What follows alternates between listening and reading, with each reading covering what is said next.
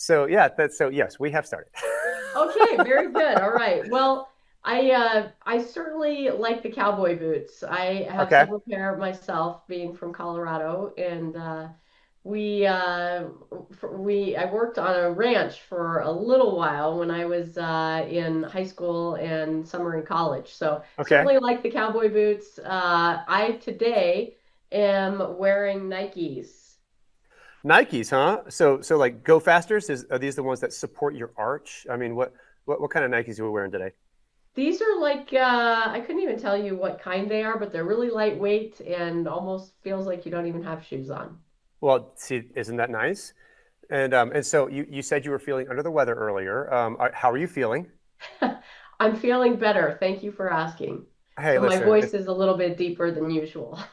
It plays really well on the podcast. I'll tell you what. Okay, great. Perfect timing. So I'm really interested. So we just for the benefit of our audience, the four people that are going to watch this, so you and I have a really interesting connection in that we met at the Javits Center in New York, going to Nerd Alert, the Financial and Accounting Technology Expo, and so we were on a panel together with three other fantastic people, and it was really strange the way that you and I met specifically. I told the story earlier that I was at a table by myself, and then all of a sudden the cadre of people showed up, and they said, "Hey, can we borrow this chair?" And I was just sitting there by myself. I was like, "Well, yeah, you can borrow the chair, or you can come sit with me," And that was how I met the hockey team, right? So tell me about just what you do because it's so awesome. I am very fortunate. I have my dream job for sure.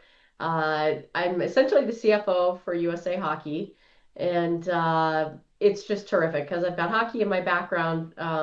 My role, I get a little bit of everything too, because yes, I do finance, treasury, accounting, things like that. But I also get to oversee risk management and insurance and admin, facilities, IT, membership services now.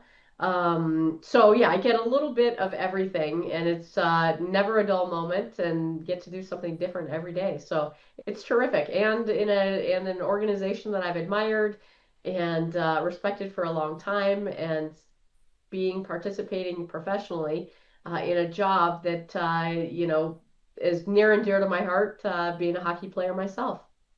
So I'm so curious. I thought you were going to come with full shoulder pads and just like you're going to throw down the gloves and just come at the camera. Maybe we'll script something else next time, right? But Anytime. hockey.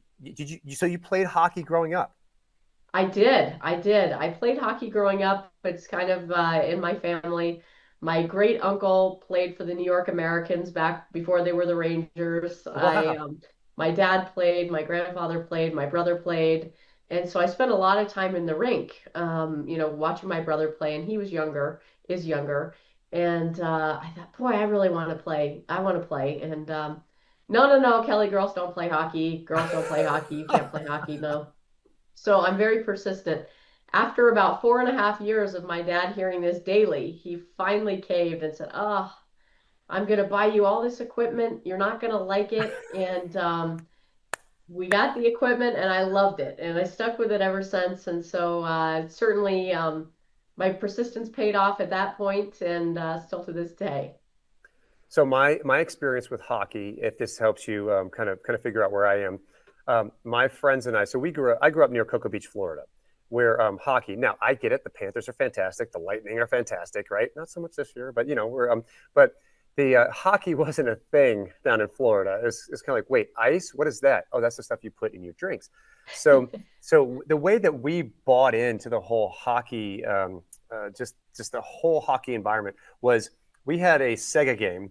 It was NHL hockey, and it was like it's up and down. One goal was up here, one goal was down here, and it was just playing video games. So I was always the Chicago Blackhawks, or the one guy was the Detroit Red Wings. One guy was always LA because of course he had Gretzky, and that guy had like a 99 out of all points, right? He was amazing, and so we all had our little teams that we would play with, and man, there were some times. This is before the word triggered actually became a thing. Um, there would be some just fist fights on the couch. It's like, will you stop doing that? There was one move. It was called the move, where as the guy was coming in. So the goal's right here. As the guy was coming in, you real quick pop the puck over and slip it by the keeper, and you would score almost 9 times out of 10, right? And so you'd see them. You couldn't do anything to avoid it, and it would just lead to just fights, like real fist fights, as if like we just threw down the gloves, banging on each other. But you know what? It gave me an appreciation for the game because I learned the rules of the game. Mm. And so now going into being a professional, when I came out of school at the University of Florida, one of my first clients when I was with PricewaterhouseCoopers was I was able to work at the Ice Palace, or the former that I forget what it's called right now. It's like the something arena, but it was the St. I think it was the St. Pete Forum, but it was where the Tampa Bay Lightning played. And specifically, one of the things that was really fun about it is that one, we're there late into the evening. You know this. This is what auditors do, right? They're there long past the people. They basically give you a key and say lock up when you're done. And so the employees who stayed late would come by and say, "Hey guys, would you guys like to play some broom ball with us?" Are you familiar with broom ball? I have seen it. I can't say I've ever played broom ball, but I've seen it. I've seen That's, curling too. Did you have a good time playing broom ball? well, okay, so interesting because you actually played a real stick and real pucks, right? So for again, Florida people, we take these brooms and we're playing with the ball on the ice. We're in dress shoes and things, right? But what I found that was really cool about that particular engagement was that we got to be on the ice, we got to be inside the arena, and there's something just magical about being on the ice, whether you're on it on this side of the plexiglass, or if you're just right on the other side, just banging on the wall, right, getting involved. Hockey is just one of those sports that one you can't really appreciate it until it's live, unless it's live. I love being there, and so I'm curious when you are bringing women's hockey into the forefront. What do you find is the most engaging for your fans? Oh gosh, women's hockey in particular has come a long way. So our men's teams and boys teams have always been powerhouse, just really great hockey, and they still are. We also have different disciplines: sled, blind hockey, um, a number of different disciplines that we have. But women's hockey is really incredible. I've heard several people say, now I'll get a little flack for this, but I've heard several people say they prefer to watch women's hockey because it's a little bit more finesse and not as much hitting. Actually, I've heard that from men and women. So women's Okay. hockey's come a long way. When I grew up playing, we didn't have any women's hockey, and so I Mm, played on the boys and men's team. And it's really I find it to be a different game. But right now, I mean, it is just on such a great trajectory. The talent in women's hockey is really, really good and really strong. Um, we now have the first professional league for women's hockey, ice hockey, which awesome. is terrific. They're selling out arenas, which is great, and they're so talented, really great group of people. And we've grown our numbers on the women's side and girls' side.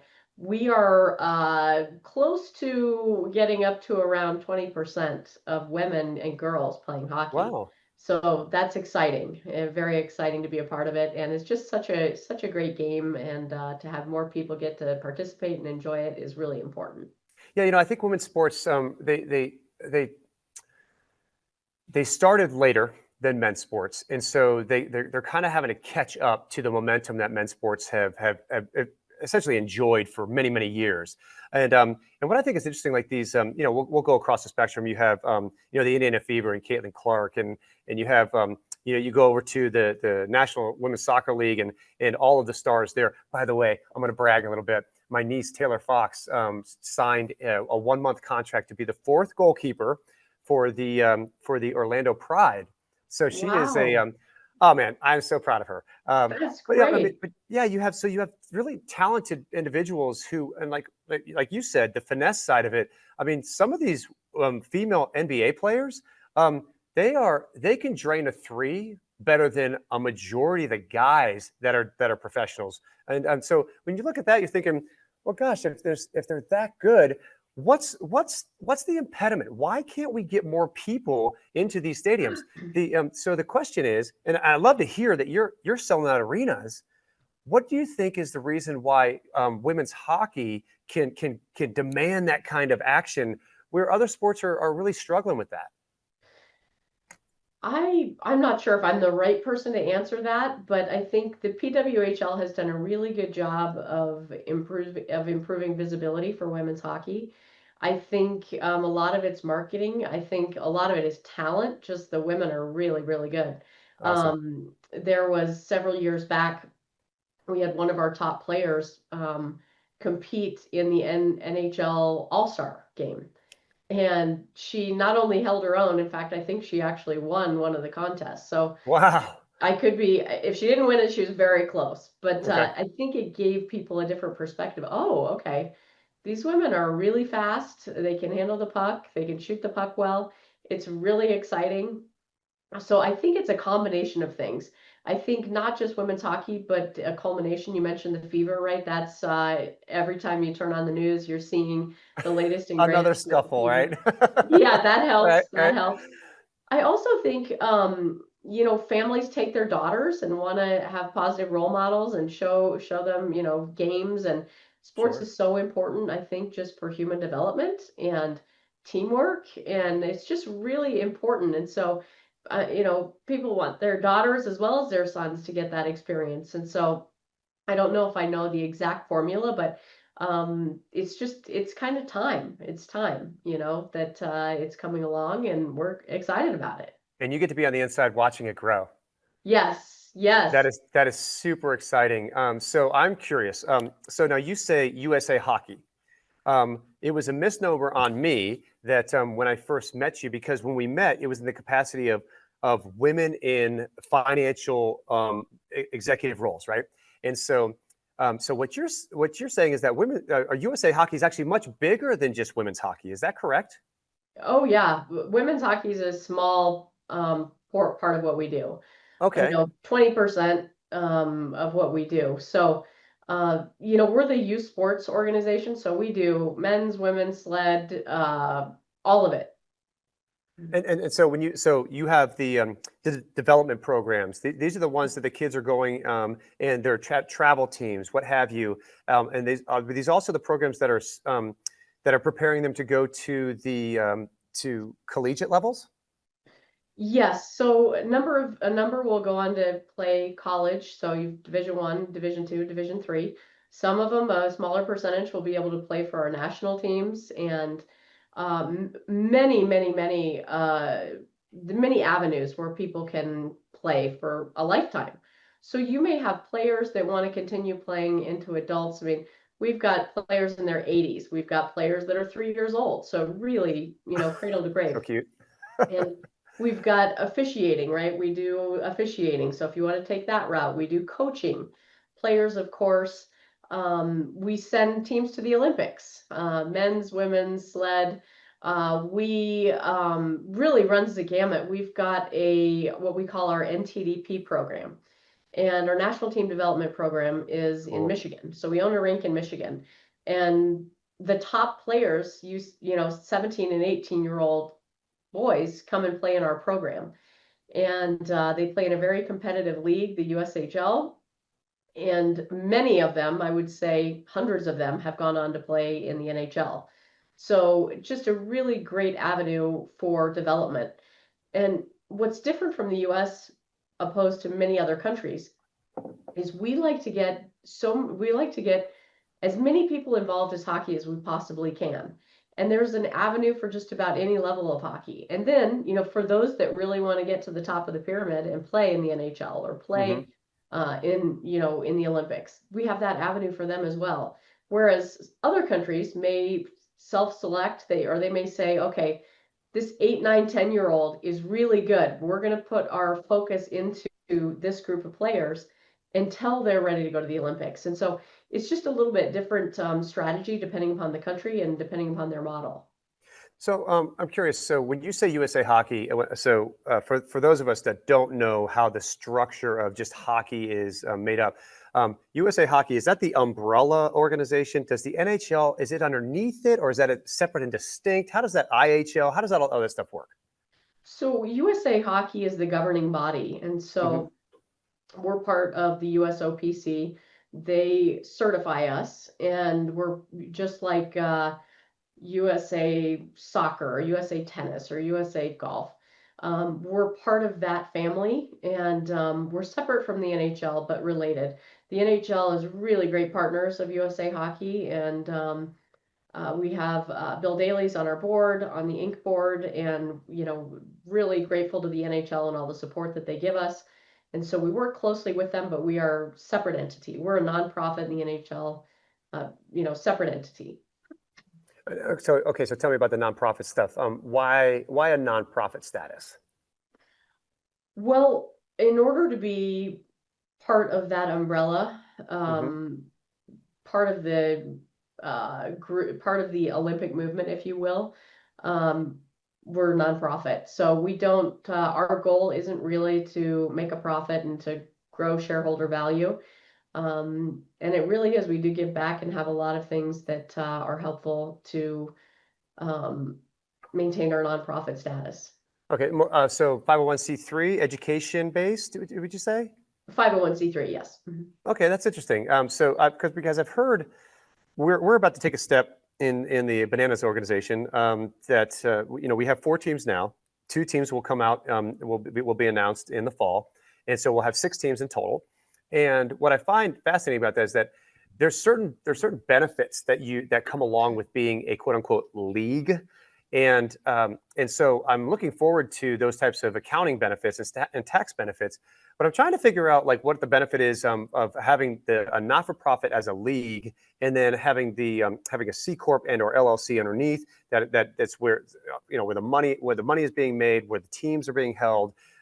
I'm right now poring over all of these types of structures to try and figure out what is the best way to make this thing work. Because at the end of the day, we're an entertainment troupe, right? That just uses baseball diamonds and the platform of baseball to put smiles on people's faces, right? But from a company standpoint, from a business standpoint, I try to learn from folks like yourself, folks like the United Football League, the former XFL, USFL, the NFL, the MLS. So there's all these different entities that are out there who have learned the hard way on how to structure these things, and so I'm just taking notes everywhere I go to make sure that the Bananas and Fans First Entertainment can take advantage of everything that we can. It's it's so it's fascinating to hear how you guys have structured your organization. Um, I And am curious. I can't really Yeah. speak to how that was originally decided. I mean, we've Uh been huh. around since 1937, so as a nonprofit. Okay, so I want to shift gears a little bit because you are a financial professional. You are in the upper echelons of your organization, and I'm curious when people. So when people come and they say they probably ask you all the time, "What's your typical day?" I'm curious if someone were to come to you, say a 18 to 21-year-old, they're interested in getting into hockey, maybe not the athletic side, but maybe the front office side. What kind of opportunities are there for young professionals, and how do you onboard those individuals into your organization? So I've been fortunate to have several young people reach out, and I invite them in to do Shadow Day and kind of see what it's like to work in our organization and the different areas that they could explore depending upon where their interest and skill set lies. As you mentioned, a normal day, really no such thing as a normal Right. day. But it's important to have people know that there are these jobs and these careers out there if they would like to do that. And it's just like any other business almost. We have the critical components of all jobs. We've got IT, we have HR, we have finance, accounting, but then we also have the hockey piece, right? We've got the international side, the very competitive side. We've got coaching, officiating. We've got Hmm. so many different things you can do. So it is interesting because it's just like any other business. There's a role that almost every other business has. And then you've also got the hockey roles, which people that are really, really, really passionate about the hockey piece can meld that together as well. So okay, so as the person at the top for financial decision making, and I know you have a team around you that helps with strategy and what have you. Um, so CFOs recently have started to wear a lot more hats than they used to, and in the sense that you named them off, you rattled off a whole bunch of things that you do. In fact, I'm going to commend you on the verb usage that you said. It wasn't I have to do this. I get to do this. I don't know if anybody gets super excited about saying I get to do risk mitigation. Especially in hockey where you got like rubberized hard rubber flying at people's faces. um, I'm interested as you have grown in your career. um, when you stepped into this role in particular, what was probably one of the most challenging things that you had to overcome, not just as the CFO in general, but all of these accoutrements that you had to be in charge of in order to make your role successful? I think the critical component is you have to be a business person. Okay. Although we're a nonprofit, you still are responsible for you're responsible for the bottom line, you're responsible for the financial health of the organization. You still have to have a really good grasp of that business practice and financial nuances. Being a strategic business partner is very important, and the information that you have can also help other departments run their departments. And although, yes, it's a nonprofit, our whole goal, our ultimate goal isn't to make a profit, but it's still, no margin, no mission. So that part is really a misnomer with nonprofits. It's important that you have financial stability and financial strength, and so that you can continue your mission. And so, when inside the world of CFOs, I'm sure that you also are. Some of your peers and colleagues are also at the levels that you're at.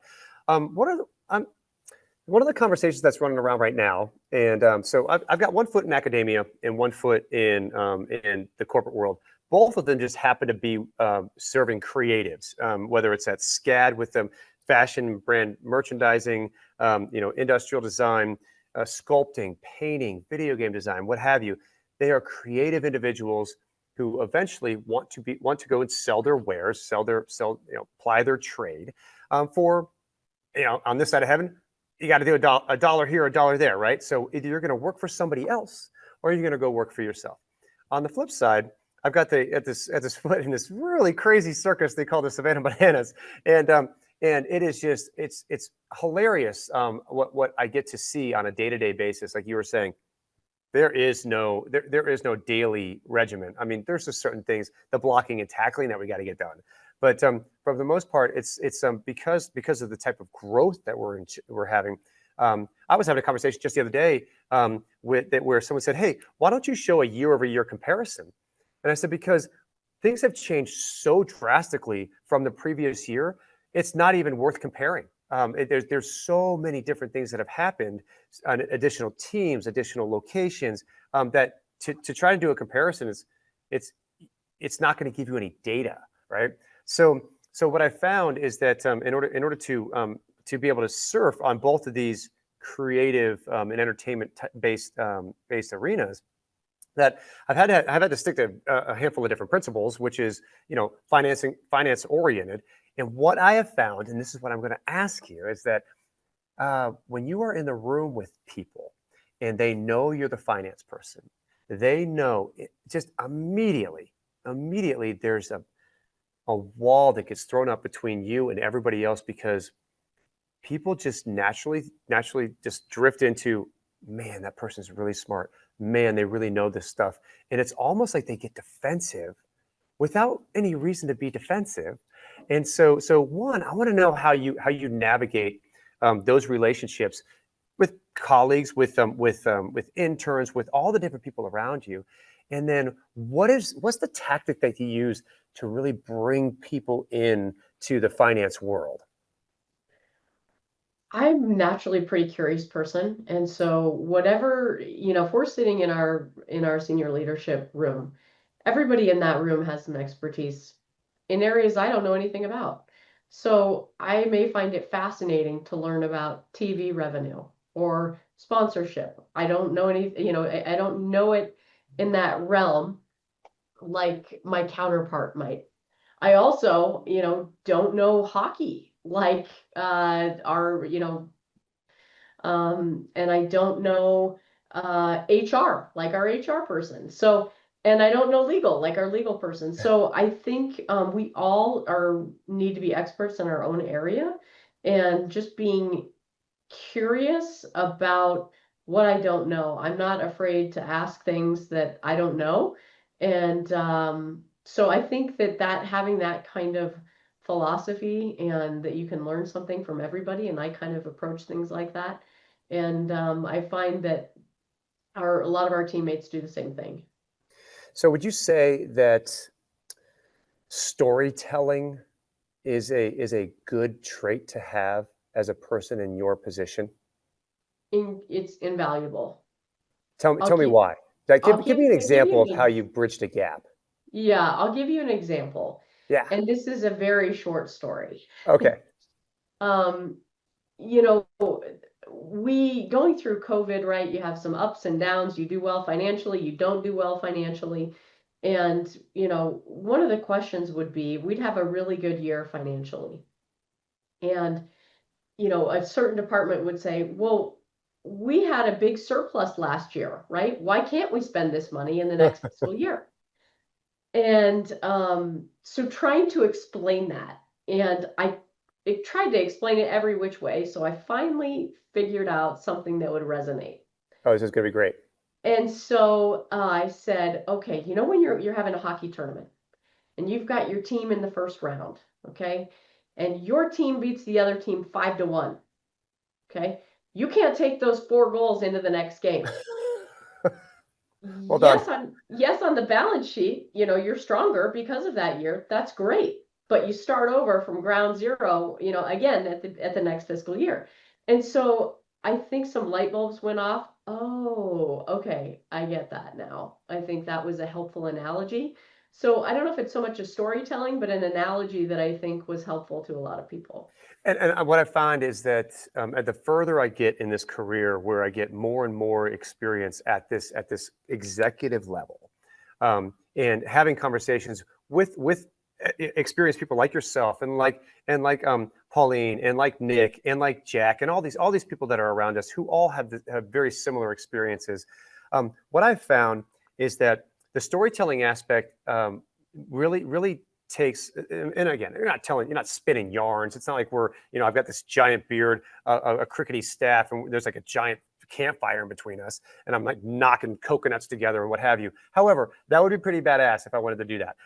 But moving on, it's something that I find that the storytelling, the ability to make those analogies, those metaphors, and what have you, so that people can just a little by little understand the nuances of what we do as professionals, because I think a lot of the times people just don't understand what we do on a daily basis. So this kind of casts it off as like, oh, they're just doing the books.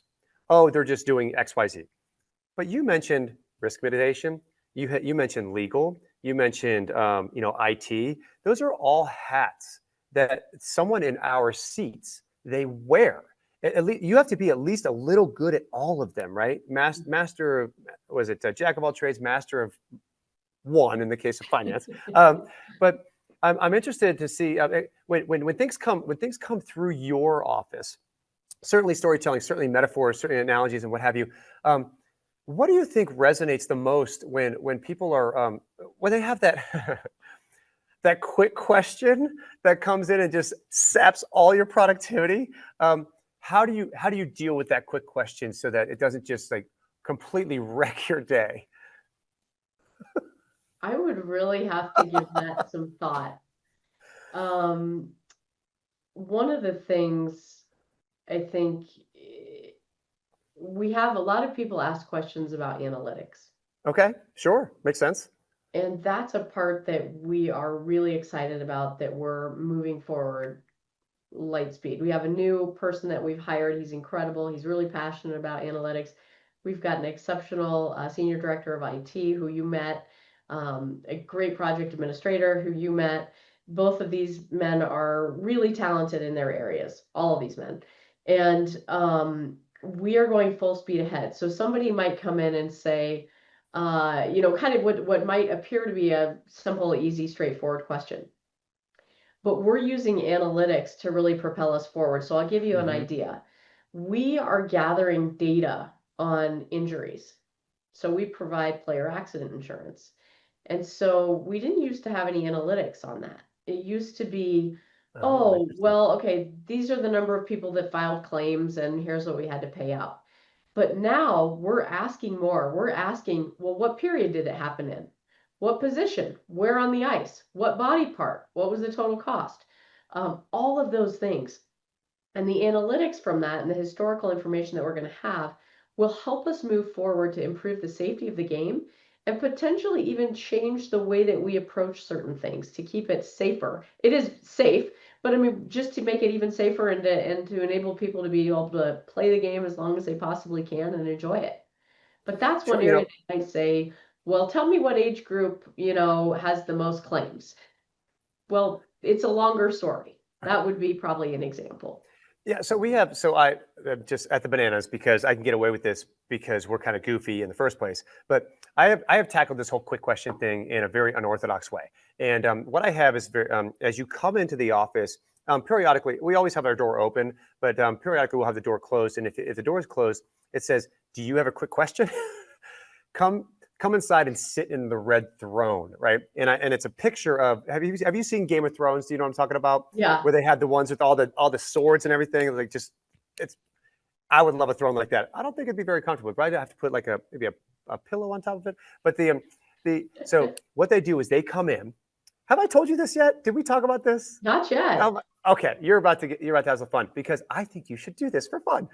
So they come into the office. Now, I will tell you this: I'm the one office that we have, and when I say office, we took over a building that is essentially an antique mall, and so the walls don't go all the way to the top because there's no this the central AC. It has to flow over the walls, right? So I actually ended up putting a baffle in to just deaden the sound because we have conversations that don't need to go out to the general public. But so when we do have our door closed, we're not completely cut off, but it is it can be a little intimidating when it's like the door all of a sudden like hello, and I keep all the lights really dim because I cannot stand the fluorescent lighting. So if you're coming in from this bright area and you look in, it almost looks like we're in a cave. And the one thing you see from the outside of the door is this office chair that happens to have a University of South Carolina Gamecocks scarf draped across it because my niece plays soccer there. But it is the quick question chair, and it's underneath it's underneath a lamp that forces you to sit a little low like this because it's right above your head, and it's got one of those hue bulbs in it, and it just bathes you in red light. And the whole point of it is that if you guys are going to come in here with a quick question, this is not to make fun, but this is to show you that, hey, I need you to sit in that chair and be recognized from the council. And everyone, I actually have it's funny because it's like right behind me right here. But there is do you know what a peruke is? No. Those wigs that the British Parliament and the Yeah. solicitors wear when they're out there doing soliciting stuff. That's a peruke, and so I have an authentic peruke that I will ask them once they sit and it's like they know people know that, hey, let me get to a stopping point and I'll get right to you, finish the email, finish the whatever I need to do, and I look over to them and I say, are you here for advice or judgment? And depending on what they say is whether or not that peruke gets put on my head. And I start speaking in a British accent to try and figure out, okay, what do we need? What do we need to fix here, right? It's just a little fun thing that we can do in the bananas, and people don't look at you like you're day drinking.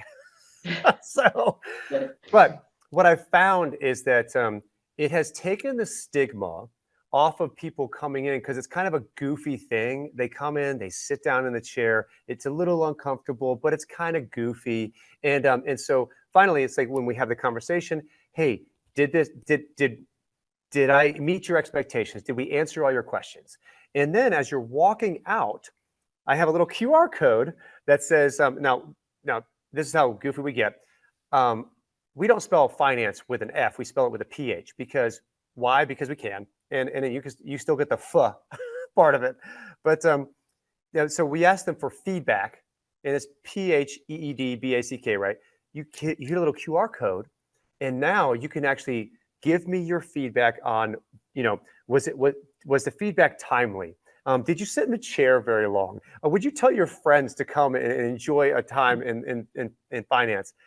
And we do all of that because I remember what it was like when I had to go into a CFO's office or pick a senior manager's office, just anybody that had so much more experience than me in this arena. And I would have to ask them a question, just knowing that they think I'm an idiot. They think I'm an idiot, right?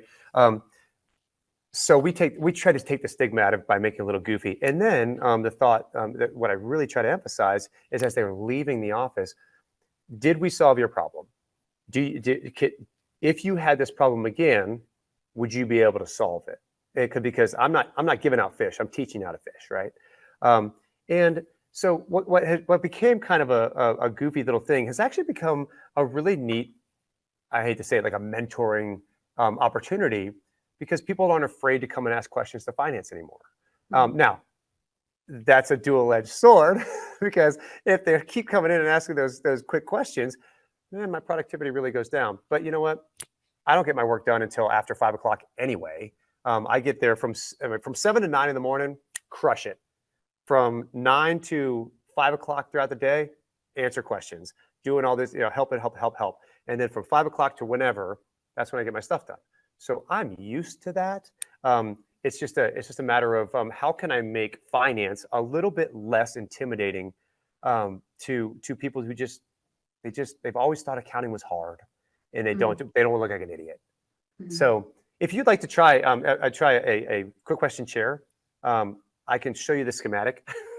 You can set one up. It's fantastic. I can picture it now. I will send you a picture. In fact, I wish I had one ready. I could just throw it on the screen. Everybody could laugh at it. Everybody's going to want to see that picture. You got to make sure you put that up. I definitely will. So okay, so I know you're in the hockey world. I know you love hockey as a little girl. What else does Kelly like to do when you don't have to strap on skates? I'm really interested in understanding there are CPAs and financial and accounting people out there who are in very high positions that everybody just kind of casts off as just a bunch of nerds. That's all they do. What do you do? What for fun? What really gets you going? What's your passion?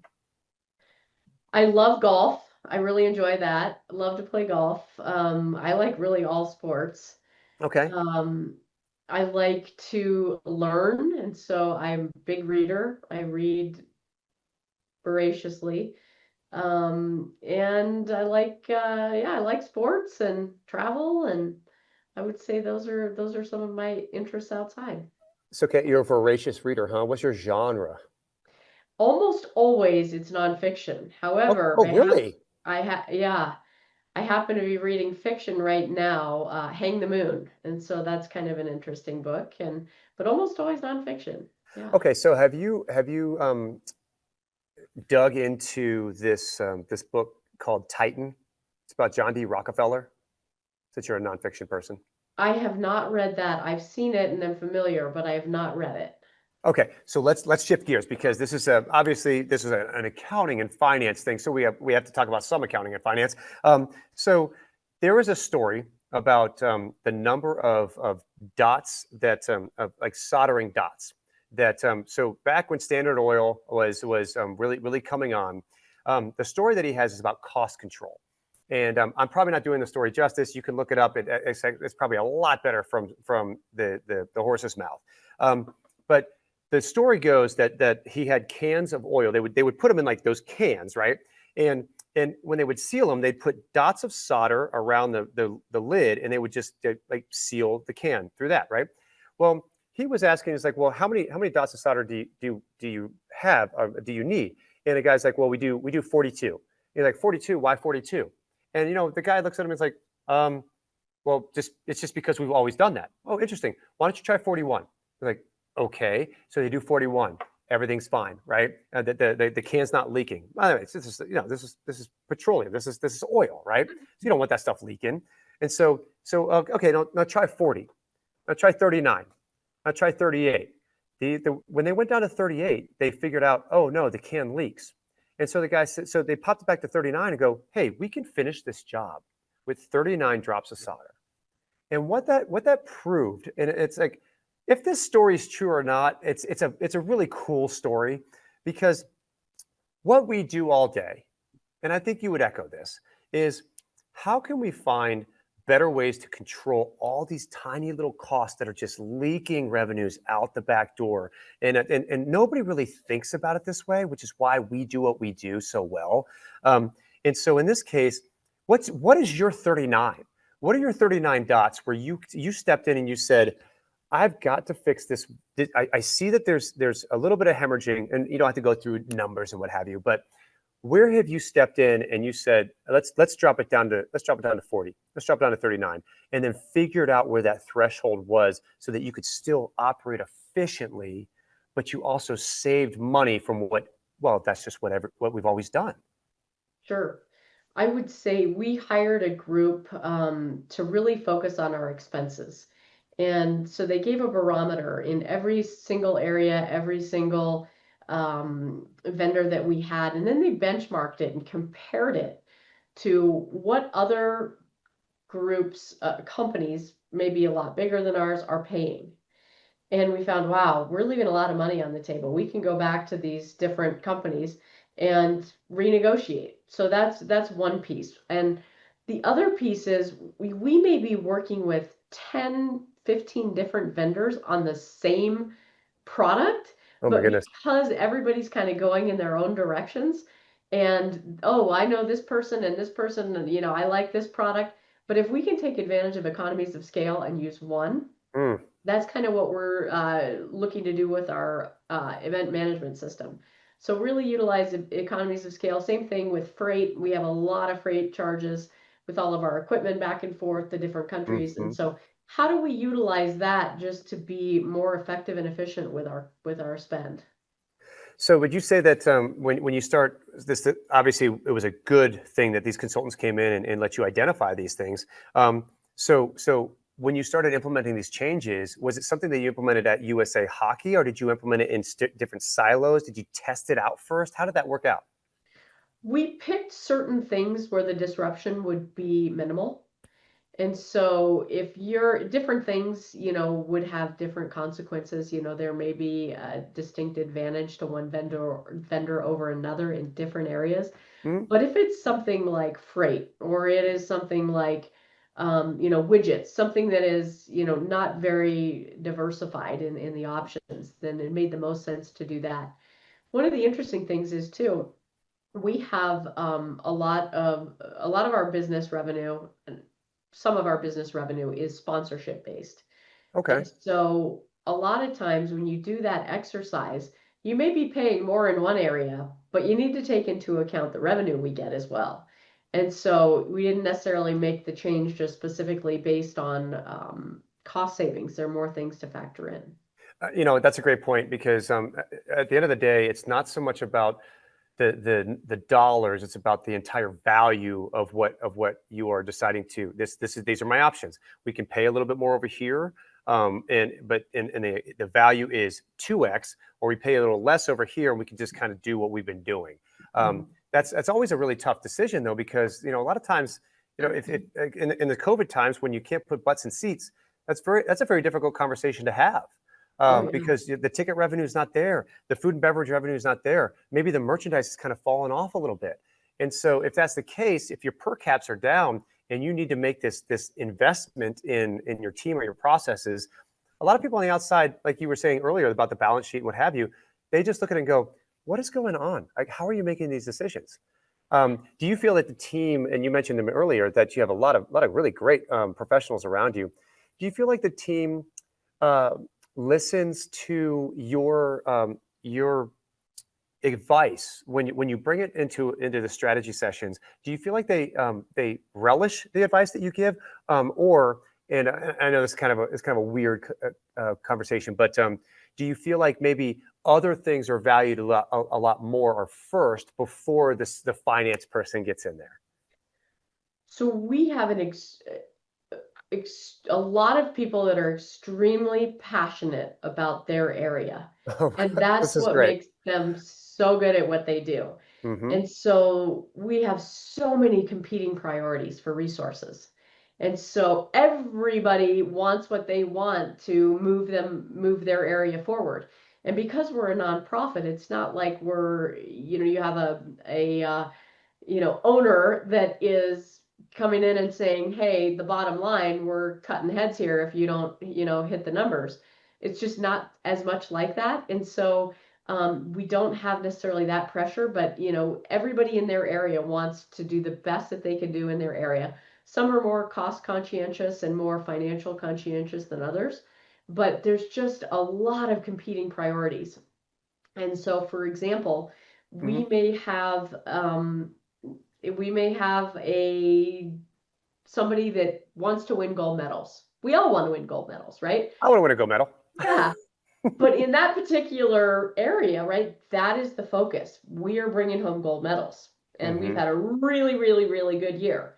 And if it costs a little more money to do that, so be it, right? Okay. And and then, on the finance side, you're like, hey, we are responsible for these numbers to the board and we need to hit these numbers. So I would say that part of it's being a nonprofit and part of Hmm. it is just a lot of competing resources. So I think overall everybody pitches in and we try to come up with the best number at the end of the day that we can and make sure we hit our budgets and are fiscally responsible. But also a lot of competitive people that want to be successful in their areas. So do you have a stretch goals that you allow, like that hidden stash that just in case somebody does want to go after that gold medal, it's like we got this covered, we're fine. We haven't. We have a little bit in the next budget. Good for you. Yeah, it's one of those line items when I teach my students about pro formas and what have you. It's like, okay, the pro forma is going to get you to your investors. Hopefully, you'll get some investors into your organization, and once you do that, go ahead and budget a percentage of your cash into a savings account so that you can actually put money away for that rainy day. So you don't always have to be reacting to whether or not the vendor has if a vendor slides a delivery date by 5, 10, 30 days, can you still manage with the cash on hand? Because we all know cash is king, and if you don't have it, and if you're not liquid, it's very difficult to make decisions. So I always find it fascinating that how people really they look at cash flow. How do they handle it? And specifically, um, when you don't have when it's not all in cash, right? When things like, for example, when you guys have a bunch of merchandise, you have equipment, you have all these things. Those are still dollars, but those dollars are tied up a little bit further down the balance sheet, so they're a little less liquid than others, right? But the reality of it is, when you need to make fast decisions, you got to have that cash available.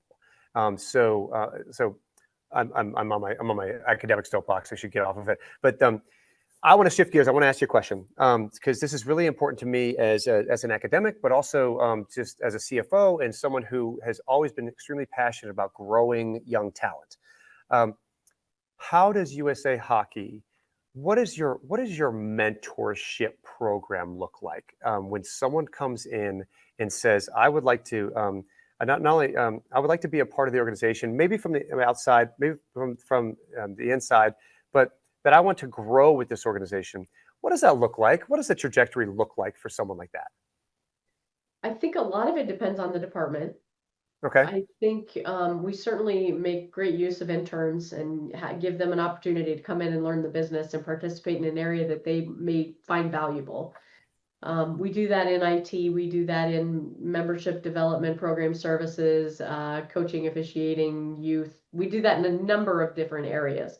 And to give them an idea of what that's like, and from the my team that I work with, they are incredibly talented, and I mean, just I couldn't do it without Awesome. all my I team. love They're to hear just it. amazing, and the wealth of knowledge. So, for example, I have somebody on my team that's been there for 39 years. Oh my goodness. In fact, I've got What a six treasure. people. Yeah, six people that on my team that have been there more than 30 years. So it's a little bit Wow. different program, a little bit different scenario. Being that we don't really have in the groups that I oversee, we don't necessarily do a lot of work with interns. But we've just the longevity is incredible, and how we keep such great people is really a testament to the culture and the environment that we create, and people just wanting to be a part of it. I think it's really, really something special.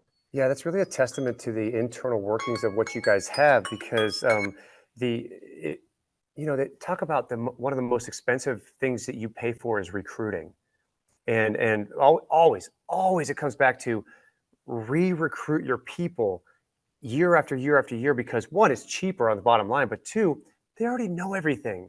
So why not pour like invest your time and your resources in your current people who are really really good at what they do and they want to be there and they want to make a difference instead of maybe going out and trying to find some new blood just because someone says you have to.